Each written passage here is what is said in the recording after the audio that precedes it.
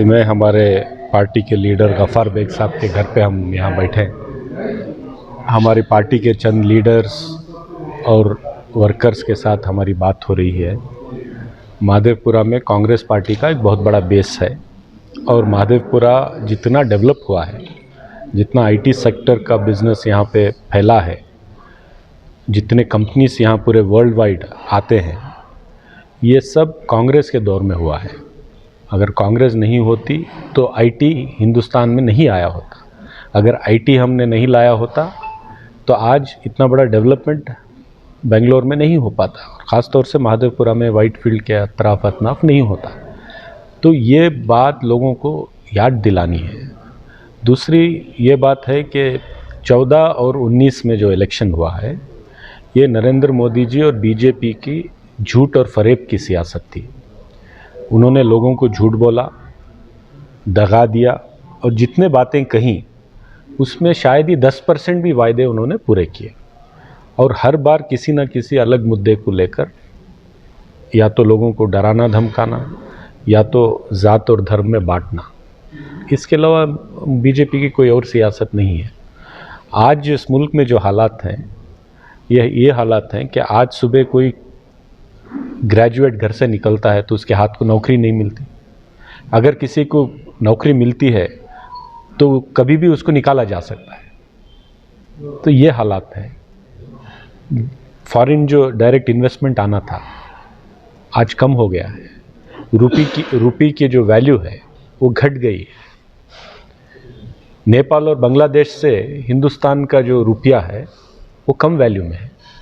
तो ये इतना बड़ा फेलियर जो है बीजेपी और मोदी हुकूमत का, लोगों के हर दिन की ज़िंदगी में उसका असर हो रहा है। पेट्रोल, डीज़ल, गैस क्या ही नहीं, बल्कि जब आपकी रुपये की वैल्यू घट जाती है, इकॉनमी जो आप मीडिया को मैनेज करके दिखा रहे हैं कि बहुत बड़ा हम बूम ला के आए हैं, ये सब मीडिया में दिख रहा है। आम इंसान को किसी सड़क पे चलते हुए आप पूछो, आज उसका घर चलाना उसको दुश्वार हो गया है।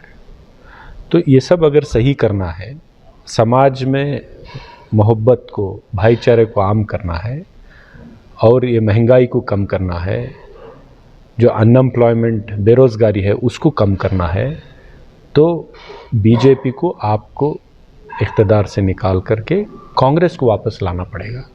क्योंकि कांग्रेस का रिकॉर्ड है, आज जो मुल्क तरक्की किया है हमने बनाया है, कांग्रेस वालों ने बनाया है। जितने एयरपोर्ट बनाए, जितने रेलवे स्टेशन बनाए, जितने डैम बनाए, जितनी सड़कें बनाए, जितने स्कूल बनाए, जितने हॉस्पिटल बनाए,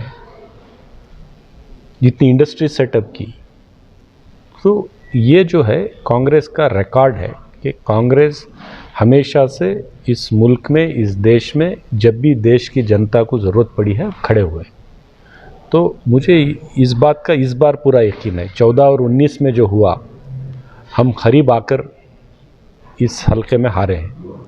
इसलिए हारे हैं कि लोगों ने मोदी और बीजेपी की बात पर भरोसा किया और लोगों ने धोखा खाया।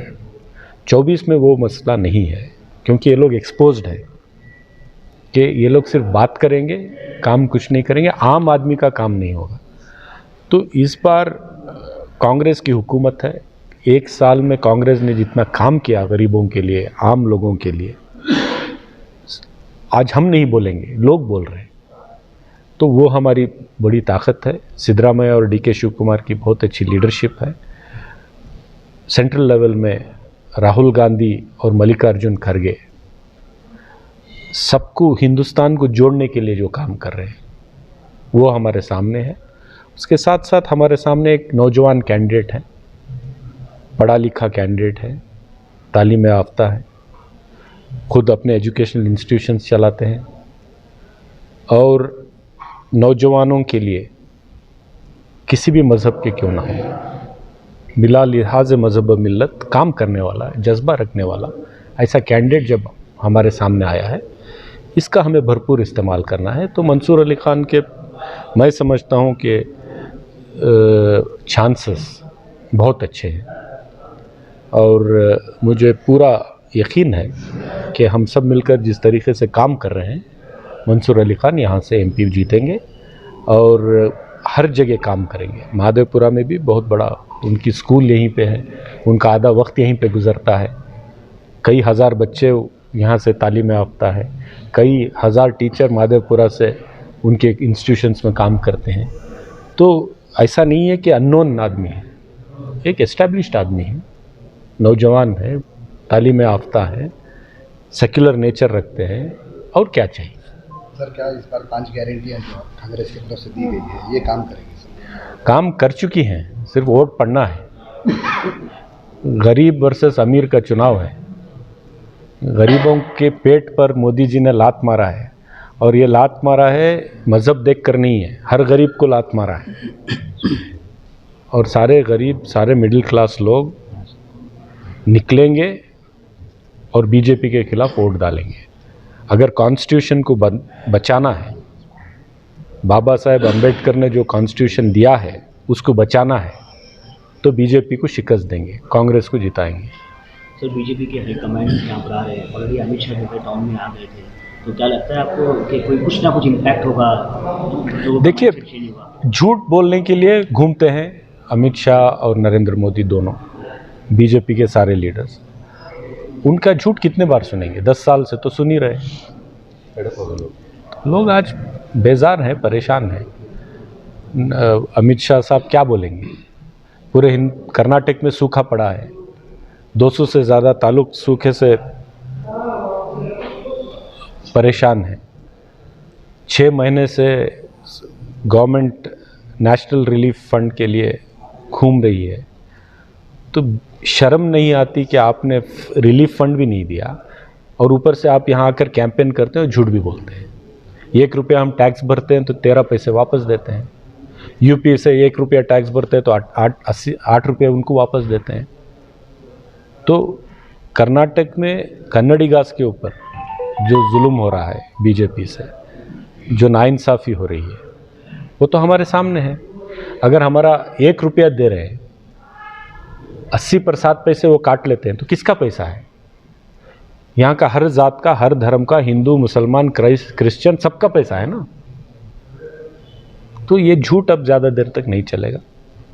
और आप देख लीजिए, जिस दिन नतीजे आएंगे, बेंगलुरु सेंट्रल में भी मंसूर अली खान जीतेंगे। पूरे स्टेट में बहुत अच्छे नंबर में कांग्रेस पार्टी सीट्स लाएगी। और हिंदुस्तान में जो 400 पार की बात हो रही है, 200 पार नहीं होगी। ये मेरा जो सियासी तजुर्बा है, जो मैं देख रहा हूँ, समझने की कोशिश कर रहा हूँ, मुझे ये लग रहा है कि ये 200 पार नहीं करेंगे। और कांग्रेस पार्टी 2004 में भी ऐसा ही इन्होंने किया था कि इन्होंने कहा कि कांग्रेस ख़त्म हो गई, लेकिन कांग्रेस वापस आ गई। 2024 में भी मुझे उम्मीद है ऐसा होगा।